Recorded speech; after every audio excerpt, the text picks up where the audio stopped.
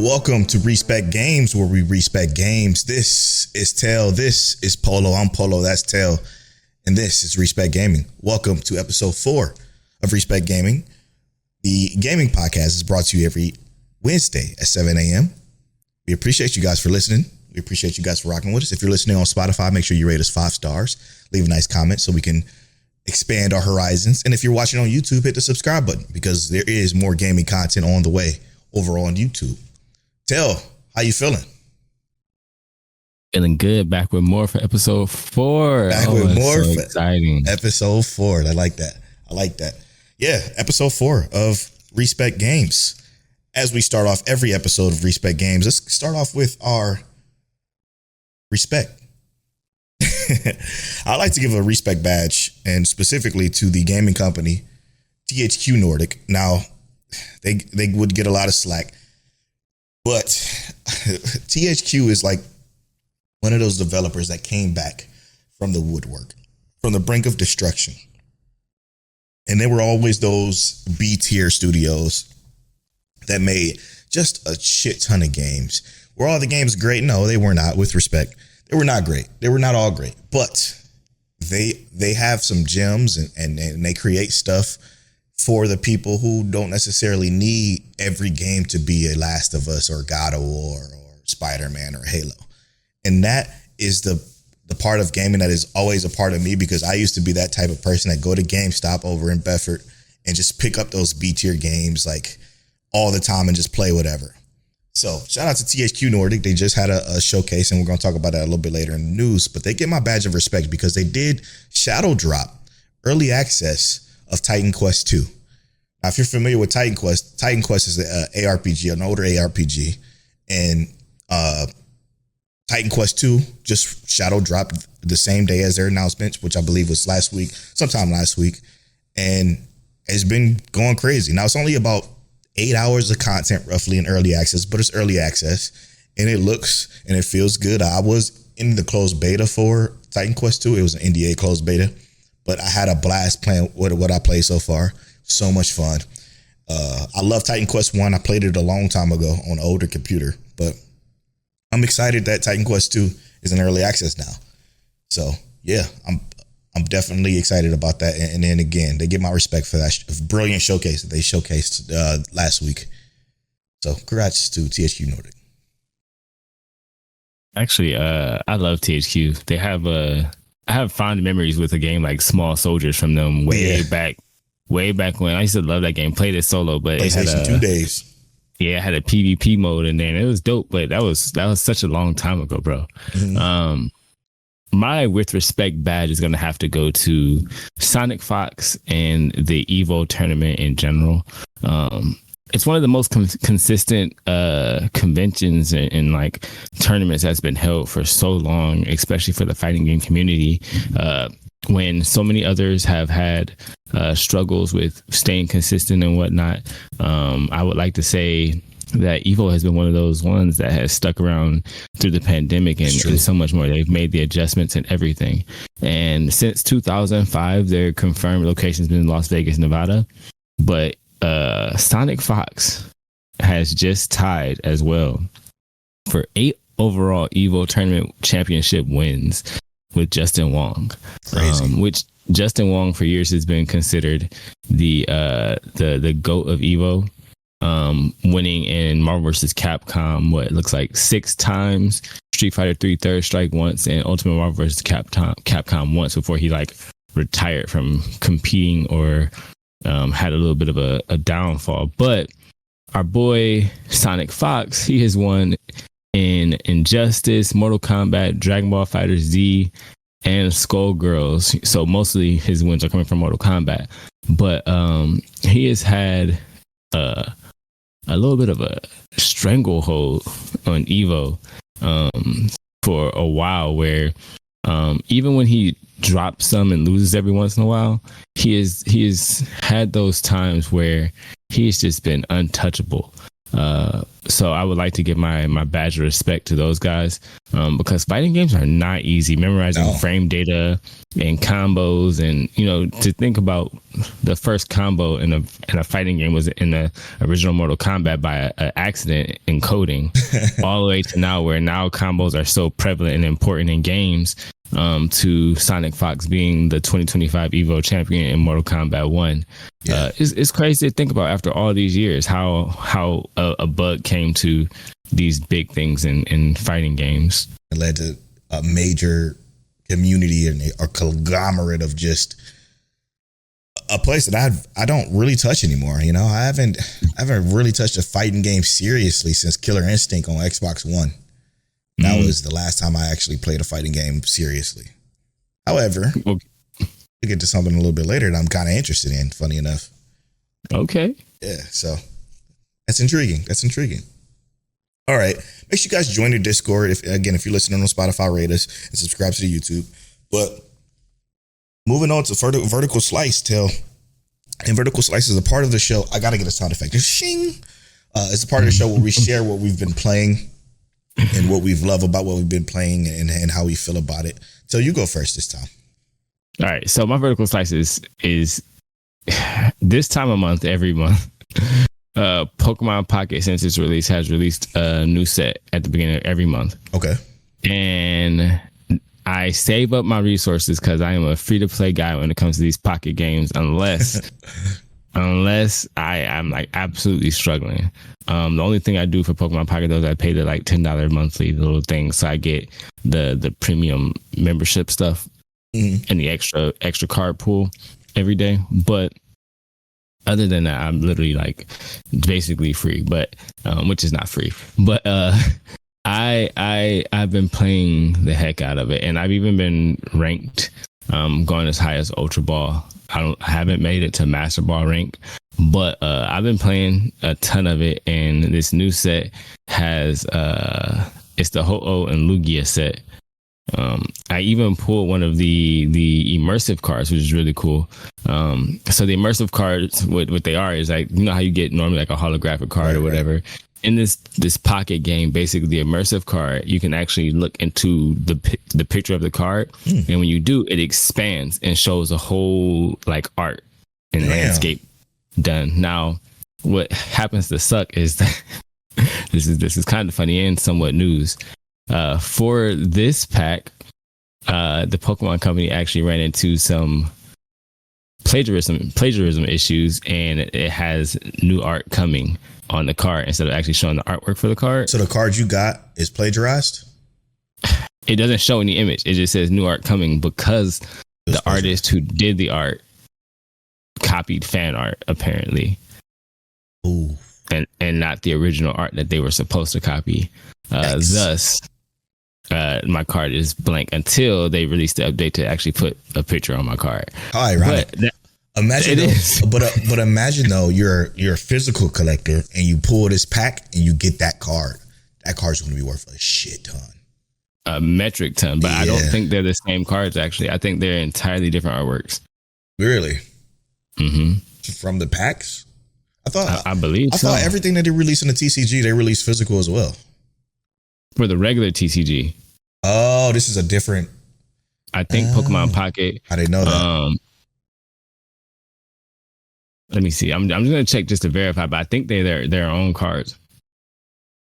Oh wow. Okay. Yeah, because I thought the TCG, is it a different TCG game? Yeah, so it doesn't play like the original TCG, and yeah, the cards in TCG Pocket are exclusively digital and are not released in physical form at all. So yeah. Okay. Huh. Damn. That's interesting. It's cool. It's cool. I'm glad you've been enjoying that. And as far as your comment, as far as the Pocket games, I am not the same. I just the worst because with respect, if it's a game I enjoy, I would blow a bag if just cause, you know what I'm saying? And I have. Yeah, like I just, only if it's a game that I enjoy. If it's like so much fun and I'm like, you know what, I gotta support it somehow, and I just toss a couple bucks. Like I think Uma Musume, I did that recently, and what was the other one I did that a lot in? I think it was Nikkei. think it was Nikkei. Yeah. Yep. Yeah. Epic 7's gotten me. You know what's funny? I didn't get got with Persona because I just been earning so much free shit that I didn't even need to. But Persona's really good. That game's generous though. Yeah, very, very generous. At least as of now, because once you get to the end of everything that's in there now, how would it be generous? So, but I digress. Yeah, I don't mind supporting. And as far as my vertical slice go, it's been the same damn thing, man. It's just I can't get out of Guild Wars 2. I haven't been as captivated in an MMO since probably like seriously captivated since Shadowbringers in Final Fantasy 14, which is an expansion pack. It's just like been so much fun. What I plan on doing, and I got to give a shout out to Tell for carrying the YouTube channel as far as the gaming content goes. But what I plan on doing is just getting on Guild Wars 2 and talk about everything that I love specifically about this particular MMO. It'll probably be a short video, but just talking about why I'm so infatuated by it, why this content is the way it is, and why I love this combat, and why I love how they have classes set up and characters and elite specializations, and what all that means, and why I love it so much for those who don't understand that isn't a part of the MMO world. Like, shout out to Kilo for letting us know this is a genre he wants to get in, and that's a video I plan to make because of that comment last week's episode, because I think it'll be very advantageous for people to get why, like, and MMOs can take up so much of your time if you get a good one that you're invested in, like I am right now. But yeah, to put it in perspective, October 28th, shortly after my birthday, there's a new Guild Wars 2 expansion. But the reason why, let's see here. The reason why I'm so invested in it, and we're going to get into what we plan on doing this month later in the show. Sorry, I got to pull it up because I thought I had it pulled up, but I must have exited out. Yeah. So there is 5 expansion packs in Guild Wars 2 right now with a new one coming out. I am currently still on the precursor content before the first expansion. So I have to get through so much story content. And when I tell you this is an MMO that has a story that is enthralling, it does. So that's why I'm like taking my time and kind of enjoying it, the process. But I have 5 expansions to get through before October 28th. And that's why I'm spending so much time playing it. And that's why you haven't heard much about me playing other stuff, because this has been what it is. I mean, it's just been great. Like I'm ready to buy merch. I'm enjoying it so much. Like it's really, really, really, really good. The cast of characters I'm falling in love with, which I haven't fell in love with the cast of characters since Final Fantasy 14, but Final Fantasy 14 is a Final Fantasy game first before it is an MMO. So yeah, I plan on making that video so y'all understand why and what I like about it so much, because I think that's important. Man, that's beautiful, bro. Like, and I say that because there's a game that is so deeply intoxicating like that. You know what I mean? Yeah. Where, especially when you realize that, man, I got crunch time. I got 5 basically like story arcs and games to be, because let's be real, those expansions are games, you know, especially in MMOs, they're entire games. I got 5 games to beat before October 28th. Yo, I didn't even think about that perspective, but you're absolutely right. Each expansion pack is a 20-hour, 30-hour game. So yeah, bro. So to think that, yeah, I'm gonna do that, but also I want to make sure I'm taking my time to enjoy certain elements and understand what's going on.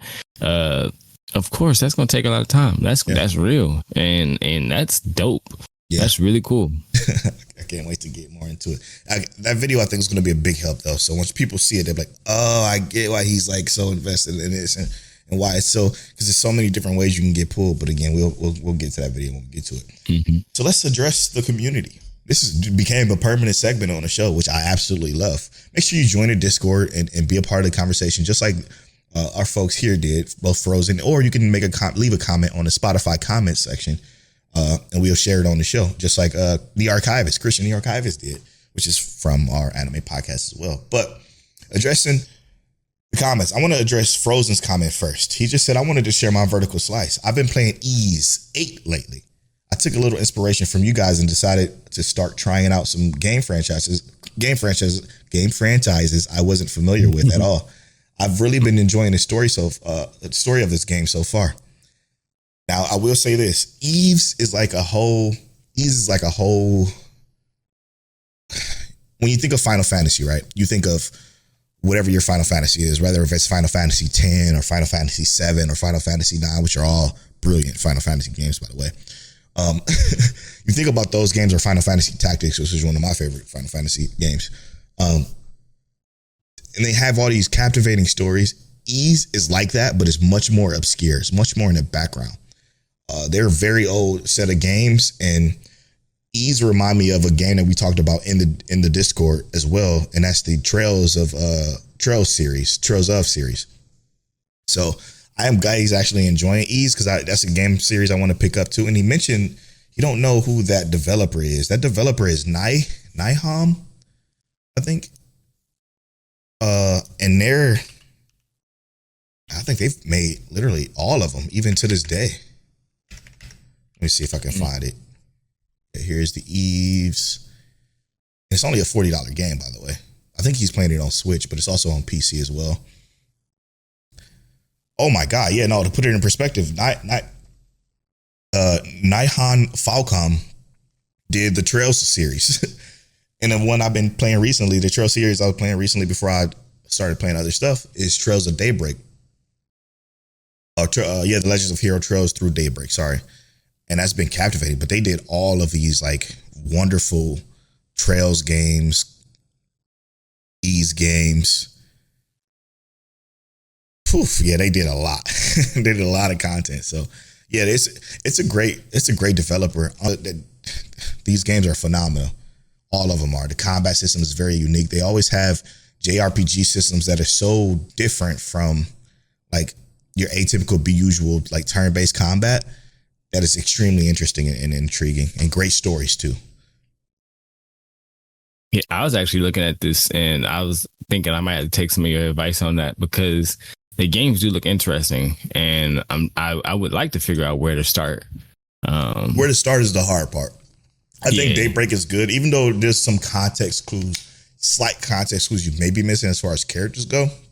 It's still a jump off point, because it's kind of a newer character that you can kind of dive into. But the Cold Steel series is where I would personally start if I was to start the Trail series, Trails of Cold Steel. And that goes through 4 games, and they're all 200 hour games, unfortunately. But they're great. They're really, really good. All right. Yeah, and I think I definitely want to end up picking that up at some point. But I think you had some more. Like Archivist has some Spotify comments. Yes. Christian, the Archivist, again, a supporter of ours on Patreon from the Mic Check Waifu podcast. He says, "Yo, this episode is the perfect." This is on a comment on episode 1 of the podcast. This episode was the perfect starting point for this venture. I hope you guys have fun with it. I honestly don't even remember my first video game. Pretty sure it was Cubert or some other kid's game. But first proper game was a combination of StarCraft and Metal Fatigue. Right? And then went to Pokemon series and Super Smash Brothers on 64. Of course, the party games like Mario Kart and Mario Party, but the first 4 were the ones I played like 10 playthroughs. I had another breakthrough when I met my fiance and she gave me her Xbox. One I've been on Xbox and I have been on Xbox ever since. Looking forward to hearing more golden episodes. Thank you, Christian, the Archivist. Yeah, Metal Fatigue. That's interesting. And I think I'm with you. I think my very first game, like probably outside of playing my mom's Legend of Zelda copy on SNES, but I didn't really know what the hell I was doing because that was so long ago, was probably like those old computer games. You remember the bunny ones back in the day that used to teach you how to like count and shit? I remember playing those. Man, I've played so many games. It's actually kind of ridiculous. I ain't gonna lie to you. Yeah. I'm thinking about like I used to play Mappy. I used to play Where in the World is Carmen Sandiego was one I played. Man, I played all the little math and learning games on the computer, bro. Same. I swear I can attribute that to some of my my knowledge now. Not me. I didn't retain any of it. Stop it. But bro, when I tell you no, and that's why Sonic is my first real game. Yeah. It was my first real game, but I feel like the first game I truly devoted time to was like Pokemon. That's why I always say that. Yeah, one of my first real games is probably Sonic 2, funny enough. Because I remember Javon, my older brother, he ended up getting a Sega. After my mom stopped playing her Nintendo and got rid of it, we ended up getting a Sega Saturn. And we were playing a Sonic on that. And then I think it was it me or my little sister? One of us did something to it and broke the damn system. I think it was my little sister. She put one of her let's not do that. One of her little drum toys inside of it. I think she did. It was like because the little disc slot thing. She put put her drum toy inside of it, and that was all she wrote for that. And then it wasn't until PlayStation 1 where we got our next console. Which, I mean, hear me out. PlayStation, man, that carried me for so many years, bro. Oh, yeah. And we used to get the demo disc magazines. I swear I was thinking the same thing, and used to get them from like little pizza boxes. Yep. You go to Pizza Hut, get a demo disc. They used to come in that little paper sleeve. I played the bouncer game. Cool. I can't even talk about how many times, bro. I played what was that? Monkey's Island. Mm-hmm. I played that on the demo too. And Gran Turismo. That's so nostalgic, bro. That's crazy. Very, very much. Here's a story. Quick little side tangent story. I remember that Christmas. This is the Christmas I found out Santa Claus wasn't real too when PlayStation came out. It was a 95 or something like that, 96. And no, 98. I think it was 98. I don't know, somewhere around there. Whenever the PlayStation came out. I was at the top of the stairs at our house in Euclid. And I look down and see Javon, which is my older brother, sitting at the top of the stairs. He's like, look, come here, Tajay, look. And I peek. I'm like, why is mommy and daddy putting something under the tree? Where's Santa Claus? He was like, they are Santa Claus. I was like, what? And I'm looking under the tree and it's this big PlayStation box. It says, we got a PlayStation. We go upstairs and we're super excited jumping up. But I'm in my mind, I'm like, Santa Claus? He ain't real. I was sick after that. But yeah, when I opened it up, we had it was a black and red demo disc, and it had this side scroller shooter that me and my brothers just could not beat the boss on. It was very interesting, and I can't remember the name of that game. I wish I could look it up, but yeah, that was a story. That's probably one of my earlier memories where I was like super excited about gaming. Earliest gaming memories, unironically. That makes me want to revisit retro games. I ain't gonna lie to you. Like, true. Makes me think about retro. I mean, like, I want to see how hard would it be to beat Centipede at this age. You know what I mean? Right. Like where I'm at now. Yeah. First attempt, could I beat Centipede right now? Mm-hmm. Probably not. I ain't gonna lie to you, but I want to see how far I can go. But that's dope, man. Yeah, we're so hardwired in this new way of gaming now. When you think about it. And those older games might end up being tougher than what they were to us then. Or hear me out. Because games are so multidimensional now, it might be too much of a cakewalk. Yeah, unless it's Tetris, because hear me out. Tetris, there's a pattern of that. You gotta learn that. That's like a Rubik's Cube. Exactly. You don't know the magic. You're done. You see those people that be doing it professionally, just be holding the controller sideways, and they just be flipping them. They're insanely talented. That shit takes so much brain power and skill. I love it. All right, let's move on to the new news. Just some quick news.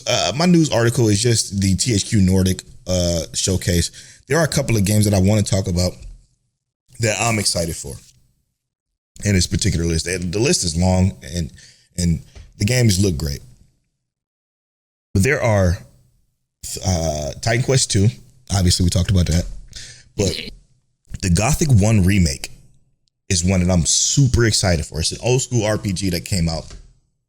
And it was like one of the first, like, I guess you would call it sandbox RPGs. It's like where you have a character, you create a character, but the character you create isn't a legend. He isn't a hero.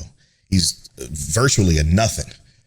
And you kind of work your way up to becoming something. and you're like thrusted into this island that's like a jail colony or a prison colony. You kind of got to fight your way out, and you learn more about it. It's a super dark, super gritty game. It reminds me of like playing KOTOR back in the day, but it is a game that I am very much looking forward to, because again, it was one of those games that I did play that I had no idea what I was doing. It could never get any further than maybe a few hours into like the tutorial. So yeah. The Gothic 1 remake, I'm super excited about actually playing. It's just one of my most anticipated games. I don't know if they had a release date. No, I think they said it's coming soon. Yeah, I think they said early next year. So super excited for that. And another one that I'm excited for on this list actually is something that I think that's very creative. It's called Tides of Tomorrow. And let me just read this quick synopsis for you. Tides of Tomorrow take you to the drowned world of Elad, where a deadly plastification threatens all life. Explore floating platforms, gather resources, and uncover planets' secrets as you search for a cure. And along the way, you'll meet diverse cast of characters, each with their own goals, loyalties, and agendas. Your choices shape not only your own path, but it also influences the journeys of your friends or favorite streamers in real time, and vice versa. In this shared world, every action counts, as every ally could become a threat. So this is doing like an asynchronous multiplayer thing that like whatever choices, let's say you make a choice in the game where you decided to throw this particular NPC off this cliff. And then when I go to that cliff, that NPC won't be there because Tell decided to throw that NPC off the cliff. And you can see his choices and why he made that, or I can see your choices and why you made that choice, and kind of play off of that. It's super unique play on a multiplayer game, adventure game that I have not seen probably in a very long time. So that one is very interesting to me, very intriguing. And the way they incorporating streamers to it, like obviously you can connect your Twitch to it and kind of work through whatever the streamer choices are. So I think that's going to be a very unique game, and I will very much like for more unique games to be created like that. And only THQ Nordic would do something like that. That's crazy. And then last but not least in this list, a lot of lists, make sure you check out the link. It's in the description of this video or in the show notes, where you can see the full list of games that they announced during this showcase. But Darksiders 4, the continuation of the Darksiders series, obviously. And that's interesting. I think CJ would love this. Yeah. But yeah, Darksiders 4 is coming, and I'm excited for that. I haven't played all of them. I only played 2 and 3, a little bit of 3. But it's dope that it's continuing with the 4th one. Yeah, So finally getting some continuation on that. Yeah. And they also got a really fucking dope looking SpongeBob game coming out, unironically. I think actually THQ makes all the SpongeBob games. They do, yeah. And this one looks like something that the kids will love, so you should probably check that out too. I will. We like SpongeBob over here. So, all right. My news is great news in my opinion, especially since we do a gaming podcast. Game sales. Okay. And specifically surrounding the Nintendo Switch. Nintendo Switch 2 is the fastest selling home game console of all time. Now we look at this in comparison to the PlayStation 5. So 3.4 million units in the first 4 weeks. In 15 days, the PlayStation 4 sold 2.1 units and eventually surpassed the PlayStation 5, just barely. And then Nintendo Switch 2 sold 5.82 million units globally within the first month. Now, for me, while that says, Nintendo is doing well in terms of what their actual sales numbers are, right? Mm-hmm. What that says to me is that gaming, regardless of, let's say, environmental situations like economy and whatnot, is not going anywhere. We still love gaming. Yeah. And to be able to, for so many people to be able to buy a console like the Nintendo Switch globally is huge and amazing. I think that overall, especially with things like Sony and Xbox also beginning to bring games over to the Switch will make huge numbers. Also help to it'll bring up more numbers in terms of sales as well for those companies too, which will overall just bolster the games that we want to play in the future even more. Sure. So I think it's really cool to look at things like, for instance, we're going to talk about it later, but when we look at the future of gaming and being able to see that these game console sales are still rising, still going up, and we're still going to get a lot more of it because of that, it just makes me excited for the future. I can't be more happy when I see numbers like that go up. Yeah. Because even though I don't have a Switch 2 yet, I do plan on getting one this year. So it makes me so much more excited. I mean, let's be real, I'm not getting one. I'm probably gonna end up getting like 3 of them. But I'm just so excited for it because of what it actually represents in terms of the gaming ecosystem. When's that new Pokemon supposed to come out? October 16th. Unfortunate. So I won't be playing it that day, but I will have it. Yeah, same. So, and that hurts. That hurts big time. And we're gonna get into that a little bit later. But yeah, that's would be the only reason why I would get one. But I will say this, and I know this is with respect, and we are positive here.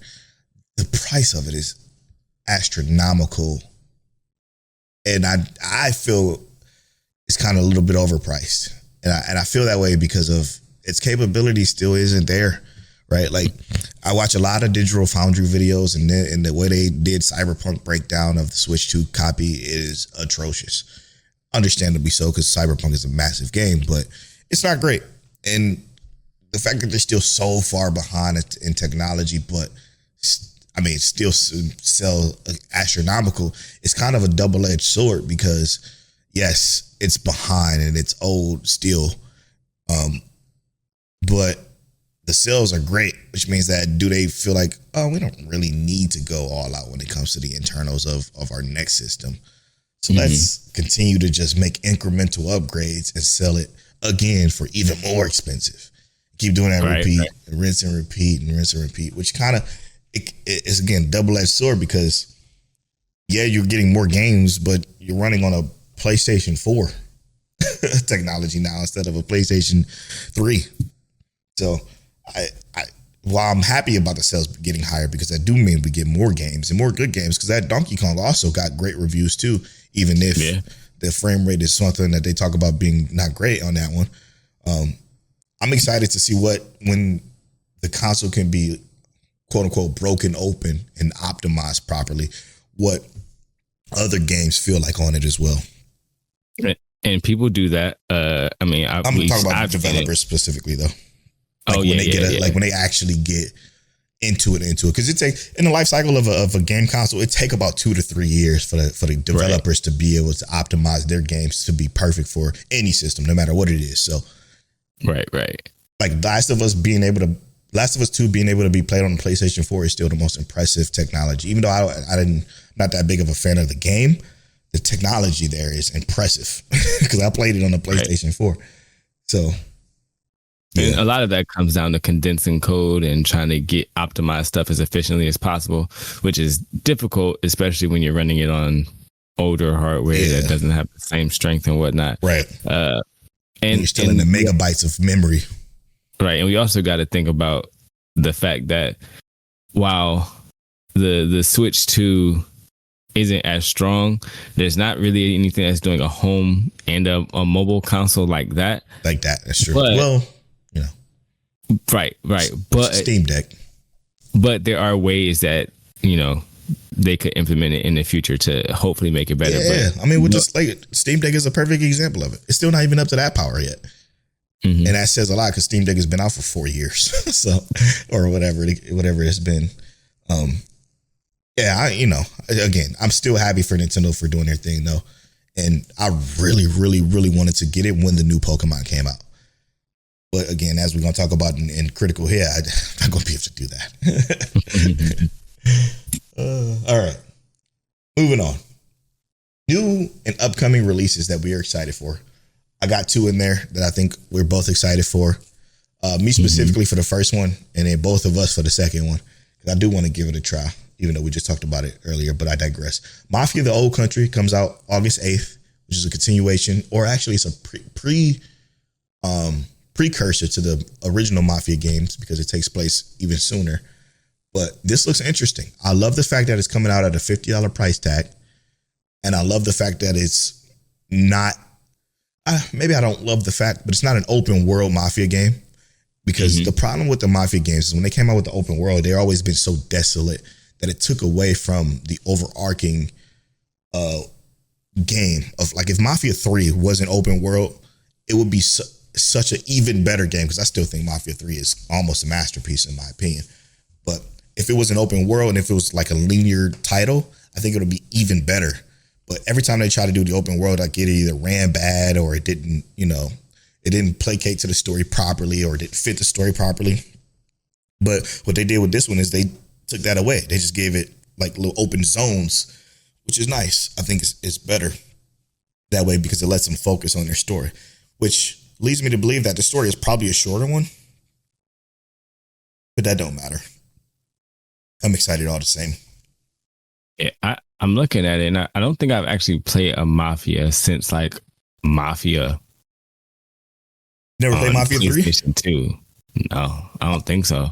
Mafia 3 is dark because it's the main character is mixed, and it's obviously in those times, and it's very into it, but it's good, man. It's a very good story. Yeah, I only played the first Mafia on PlayStation 2, I believe. So maybe I also slide by that and give that a go. Yeah. Because I hear a lot about how good they are, and I'm a fan of, especially if the story is good. Yeah, and they got like remastered copies of it too on PC. Yeah, I'm looking at that right now. Yeah, that might be a good idea to start off from the beginning. Play through. Give it a go. Country. Yeah, that's a good series idea. Yeah. But the other game that Polo was talking about, Demon Slayer Kimetsu no Yaiba Hinokami Chronicles 2. Now, I have already been watching gameplay for this game. I seen some because some of the YouTubers some of the YouTubers I follow, they received early copies, and I think the embargo was up just this last Friday at like I think I told Polo like 9 p.m. or something, where they were able to post their videos or gameplay footage. The game is beautiful, bro. It has advanced access, so if you can pay $70 for it, get I think 3 or 4 days access, early access too. So that's probably what you were seeing. As far as the gameplay goes. But yeah, what made me interested was when I watched the gameplay, I'm like, yo, because I just watched the gameplay recently. This is so much better than what the original was, because the original seemed very light on its feet, like it wasn't fully cooked.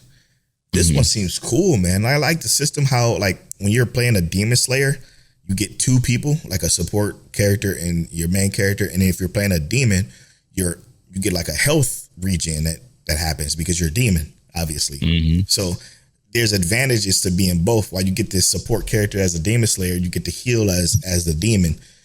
I'm like, damn, that's a very unique way of like kind of doing it within a show. Which I think is new because they did not have that in the first one. I think so too. Because the first one's bare bones. That's a really cool. Well, the first one was just copied Naruto. You know what I mean? Straight up. So this feels like it's its own game finally. So it's really cool to see that, especially with like the advent of the movie coming soon. And we excited for that one. The boys was talking about flying out here and seeing it with me, but I don't know if they would. They would just be all talk sometime. I'm putting them on blast. Boys, they'd be like that sometimes. You guys send them that part of the podcast. I don't know. Right. but bro, I'm excited for that movie and then to have the game.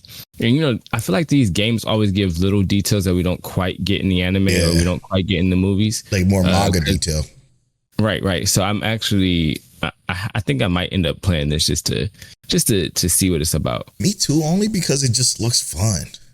Like when you don't take it seriously, they do got a rank mode and all that stuff too. But when you don't take it seriously, it looked like it'd just be a lot of fun to just mess around and play, even if I'm not good at fighting games, because I'm definitely not. This ain't even your typical fighting game. You ain't got to take it that serious. Very good point. Yeah, true. So I kind of want to try it out, but I'll probably catch it on the sale. And then critical hit. This topic for critical hit, I think is a fun one. I think it's something that we should have done probably in episode 2, but I digress. This one is going to talk about our future gaming plans for this year. So games on our list, how we have, because for me, I like to look ahead at games coming out and like, okay, I'm gonna play this and then I'm gonna play that and I'm gonna go play that. And that's how I kind of like structure what I'm gonna play. Obviously it is subject to change, but we're going to talk about the games on our list, why we're excited to play, possible additions, and then we're going to pick a game that we wouldn't normally play and add it to this list.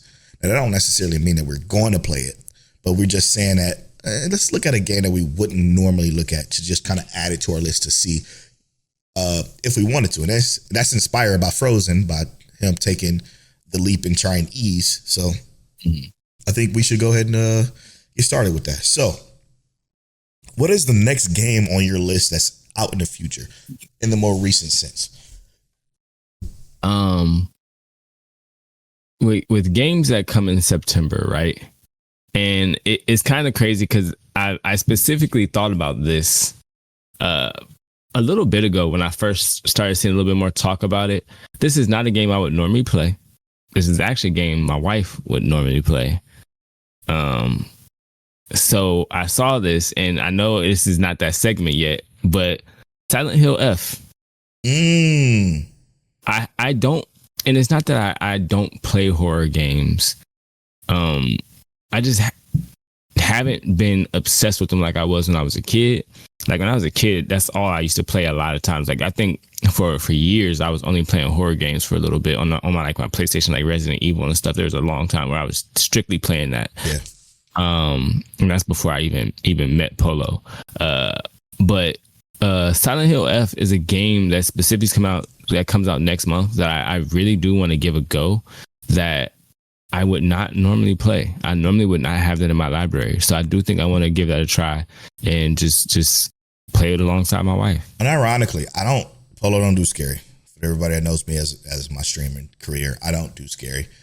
But this one specifically has piqued my interest for even me wanting to try it. So I know, right? So I'm not saying that I'm going to buy it and play it, because I'm probably not. But I'm very intrigued in like this particular story because Silent Hill is a Japanese created game that created Western horror. They basically created a Western horror as Japanese developers, but this time as the Japanese developers, they created a Japanese Silent Hill version, which is way more intriguing because of the lore and world of, like the lore that the Japanese people have when it comes to horror is much more intriguing for me as like a viewer, a person that like indulge in their culture. Actual lives, culture. Yeah, it's very foreign. So I think it'll be unique enough for me to want to try it. I remember my cousin Martell playing Silent Hill and me watching it. I was so confused. I was like, bro, what is going on? Because at the time it didn't make sense to me, but I know they're very good games, and that's a very good choice. For me in September, this is an easy one. I play every last one of them, even if all of them don't be good. Borderlands 4, that's definitely getting played with the boys. Obviously, 100%. That's the next big one that we're all going to play. I'm gonna try to get a QP baby to play with us, because I know legal ain't. But it's a guarantee add to the list, though. You know what I mean? Like it gets played every single time. Every single time, and like there's been times where we've all played it. It was me, Tell, our other buddies, and it's a great time. It's a really great time. So I'm looking forward to Borderlands, and that's I think the next one on my list. That outside of me going through all these expansions in Guild Wars 2, that I'm probably going to put down Guild Wars 2 4. And yeah, right now. There is another game specifically in September that I'm going to play, and I know that nobody else is going to play this with me, but I know my kids will play it with me because this is what they like. Sonic Racing Cross Worlds. Oh yeah. Now hear me out. The game actually looks good. It do, and it actually do. From and I have watched gameplay of it already. From what I've seen, it is it's kind of unique in the regard to how it plays. Like Mario has its 3D like anti-gravity features. In this game, you actually go through portals and go through different worlds and maps, so to speak, based off the selection of who's going the fastest. So whoever is going the fastest could drive through a different portal, and it basically changes the map for everybody. And I think that's really cool just to experience, but it also has refined itself. So it's not just your regular kart racer. It's kind of more in that grain of like, if you play Mario Kart, you can play this one, but there's still some uniquity to it. Yeah. Yeah. And that one does look extremely good, like a well-developed kart racer. Because sometimes I think, you know, I think about, I think about like Chocobo kart racing game that came out years ago that was not good at all. Even Crash Team Racing Remake was pretty good until they added the microtransactions. That was a disaster. Man. And I have so many good memories of Crash Team Racing, and I saw that and I was like, oh my God. It's disappointing, very disappointing. But yeah, that is, I'm very excited for you for that, because I'm definitely not going to play it. Now, this is troubling because October 2nd comes out a game that on PlayStation I would have loved to play, because I know we talked about it in the first episode, our list of games. Before Clear Obscure Expedition 33 hit my top 5 spot in my gaming list, my number 5 slot was Ghost of Tsushima. It's the only game, because I play a lot of games, okay? A lot of them I don't finish, a lot of them I do, but I mostly play on PC. When I do play on PlayStation, I always think the first game I'm ever platinum is a game that I'm so enthralled with. So there's games I purposely did to platinum because I'm like, I don't want this to be my first platinum intentionally. So I will beat the hell out of a game, get close to the platinum, not even touch the platinum, because I wanted my first platinum game to be something different. For this particular game, Ghost of Tsushima, I platinumed it twice, PS4 and PS5, because I wanted that to be my first platinum because that was my number 5 game. And Ghost of Yote is Ghost of Tsushima 2, but it's Ghost of Yote. And it's coming out October 2nd. However, it's only coming out on PS5, which I don't want to dust off my PS5 right now, because I'm just in the PC mode right now. Like, I'm going to still be playing Borderlands. Borderlands comes out September 23rd. I'm still going to be playing the hell out of that. I'm still going to be playing Guild Wars 2. So to dust off my PlayStation and to plug in the cords and switch my monitor over, blah, blah, blah. So, just can't do it right now. So what you're saying is that if they put it on PC, you would have bought it and just been like, all right, I'm playing that. Yes. Dang, Sony. Yes, I would have foregone playing the next game in my list to play that. Yeah, and so the next game on your list is probably Battlefield 6, which I think we both will be playing. Billion%, yes. In the words of Senku. Yeah, that's going 100 billion%. That's going to be exciting, especially with them actually making it so you can use different primary weapons. Yeah, for the assault class, that looks crazy. I think they always have that in like Battlefield 4. Well, they took it away apparently, but we're here now, and that is exciting. Yeah, I'm looking forward to that. There is a beta that we're going to be playing this week. Super excited for that. It's August 7th that beta starts. We already got the game pre-downloaded. Super fun. Like I miss Battlefield so much, and I played a lot of Battlefield 2042. I got about 150 hours in it, but that's just not enough. It's not in Battlefield games. I probably got like 600-700 hours in 3. So many more in 4. And yeah, I got a lot in Battlefield 1 too. I got about 100 hours in Battlefield 1. But yeah, now I'm looking forward to Battlefield 6 for sure. But that's the next on the list. So that was next on your list as well? Yeah. What's after that for you? So right before that, and this is strictly because, like I said, for the kids, they have watched Little Nightmares 1, Little Nightmares 2. So Little Nightmares 3, they have, well, Apollo specifically said he wants to see me play it. Was that so Little Nightmares 3, October 10th. So it's right before Waifu's birthday. Oh, right before your birthday too. Yeah. But same day as Battlefield. I will be getting that. I'm not sure when I'm gonna play through it, but I will be getting it at the very least. Nice. Yeah. Unfortunately, next on my list would have been Pokemon if I had a Switch 2. I'm not going to be able to afford to buy a Switch 2 and play Battlefield 6 and play Borderlands all so close together. So, unfortunately, I won't be playing Pokemon at launch for the first time in probably like 6 Pokemons because I've always played it, like the main line anyway, on launch. Even Arceus, it was in a main line. I played that on launch too. I don't have a choice. Yeah, of course you don't. It's in my blood. It's in my veins. You gonna play it on regular Switch? Nah, come on, brother. Yeah. Nice. Don't play with me like that. I love that. I love that indeed. Yeah. You know what I'm not happy about? What's that? The Final Fantasy Tactics, the Evalance Chronicles comes out September 30th, and I just don't have room to play it. Oh no! I know, it's so upsetting. So upsetting because I love Final Fantasy Tactics. In the Final Fantasy games, their stories are always good and unbelievably good. It's in the Tactics games, I feel like they're the most slept on for me. They're the reason why I love Fire Emblem too. I remember playing Tactics back in the day, and then Fire Emblem came out. Somebody said, "Hey, this plays like Final Fantasy Tactics." I'm like, "Oh, really?"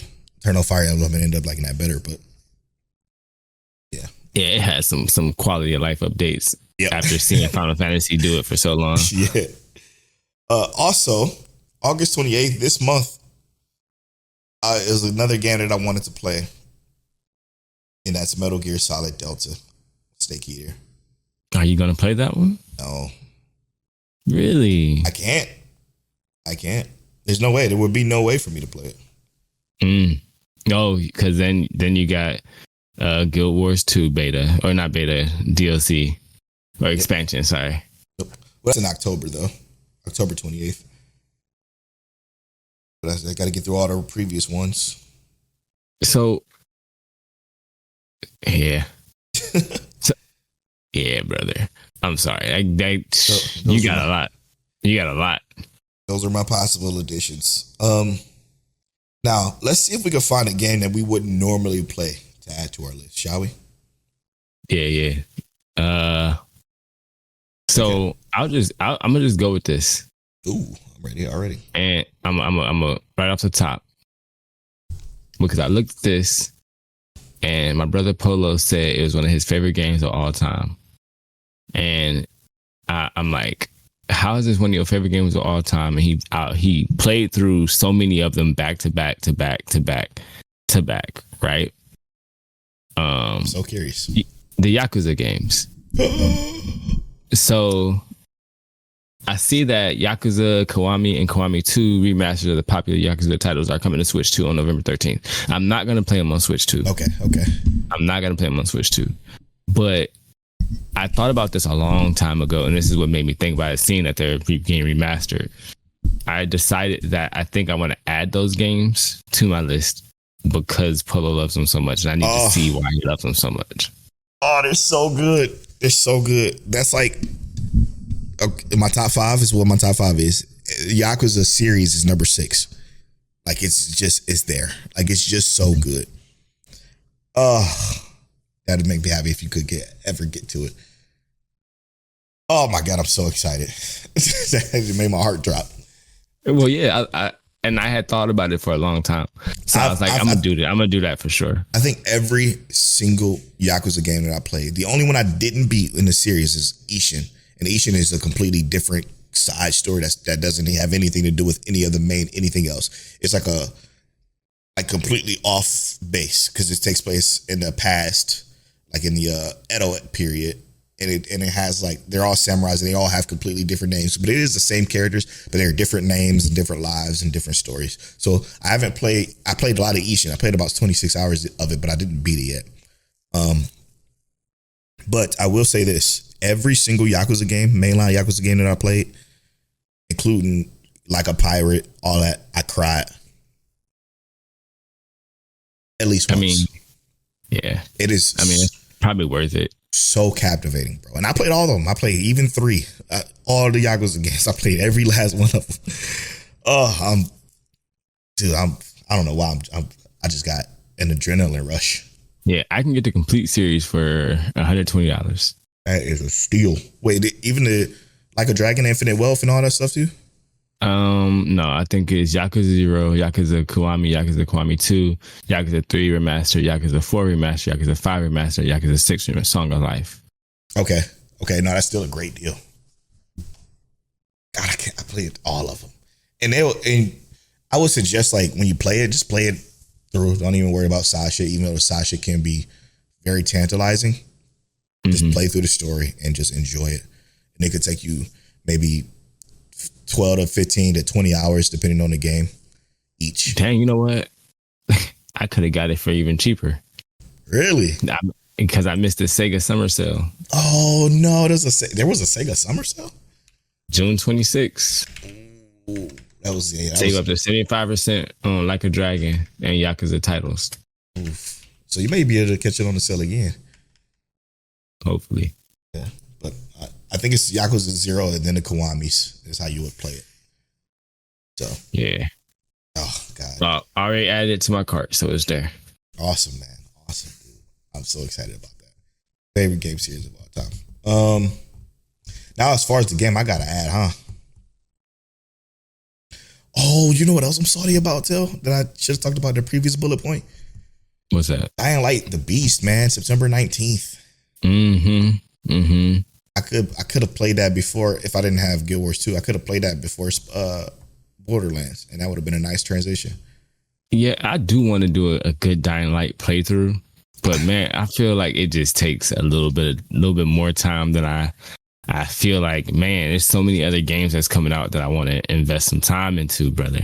Oh my God, bro. And the problem with the Dying Light 2 playthrough is that you could do a co-op, but one of us wouldn't get the credit for it, right? It'd be like we never played the story. You know what I'm saying?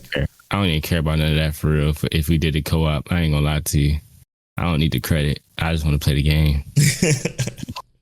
But I guess that kind of nullifies that then, because you'll join in on my game, and we'll both play through the story. You get to keep the character with all like the upgrades and stuff, but any other story progress that we did in my world wouldn't be in your world. But if you're just playing it with me, then I guess that wouldn't matter. I can record it and watch it later. I know I did it. Yeah, exactly. maybe we could do that. I know what happened. Dying Light 2 is great too. I got really, really far and just never beat it. So I digress. Let me find something here in my list that I need to add to it. I guess it don't have to be new, huh? It don't necessarily have to be, but something that would be different for you. Which is tough for me because I play so many different types of games. You know, it's true. I guess Demon Slayer would have been the one. I definitely don't play fighting games. I play racing games for sure. I got a whole steering wheel set up over here. What about this Hell Is Us? Hell Is Us? Is that a scary game? Mm-hmm. Or is that a military game? I was watching it before. I don't think it's scary at all, actually. Hell Is Us. It almost looks like a. It's a Souls-like. No, I don't think it's that. This is what they call it, immersive RPG or something like that. They call it. Mm-hmm. This is totally be up my alley, to be fair, but I could add it to the list. September 4th. Mm-hmm. We'll add it because it's different enough. Oh, it's not different at all from anything. And it's $50 price tag. I love that price tag. Yeah, we can add that to the list. Hell Is Us is it. Appreciate that, Till. But it's very me, though. So I feel kind of like I'm cheating, but. Hey, but you didn't even look at it. So it's like, is it really? No, it is, because I do remember Hell Is Us. I'm watching gameplay of it. Immersive sim, that's what they call it. Immersive sim is the genre they call it. Kind of like Prey and stuff like that, but I digress. You know what I think? Our boy CJ, shout out to CJ if you're listening to this. I know he's excited probably for Ninja Gaiden 4. Yeah, I saw that too. And while I haven't played a Ninja Gaiden in so long, it would probably feel really good to pick one up again. Yeah. I would have loved to get into Outer Worlds 2 too. That would have been nice, but hard to make room for that. October 29th when Battlefield 6 is there. And I gotta beat a Pokemon game. Let's be real, I'll probably beat it before then. But I got my wife's birthday. You beat that Pokemon in 3 days. Birthday. I'm not planning on my wife's birthday. That's all I got to say. I'm not planning on her birthday. Very good point. So I got after her birthday and then my daughter's birthday. But when you start to play it after those 2 birthdays, obviously, because those are more important. Yeah, you're beating it in 3 days. It's done. Yeah. You ain't got to worry about it. The sleep is not had. What other games do I have that would like completely ruin sleep for me? I mean, outside of like Yakuza. Yeah, probably Borderlands. Probably Borderlands. All right, let's slide over to last but not least, Game Over. What you planning on playing this week, Tel? So I've been thinking about doing this for a long time, and I really got to do this mostly because it's a game I used to play that I absolutely love, and it's called Dragon Seeds, and it's an old PlayStation game, like old, but I have to find.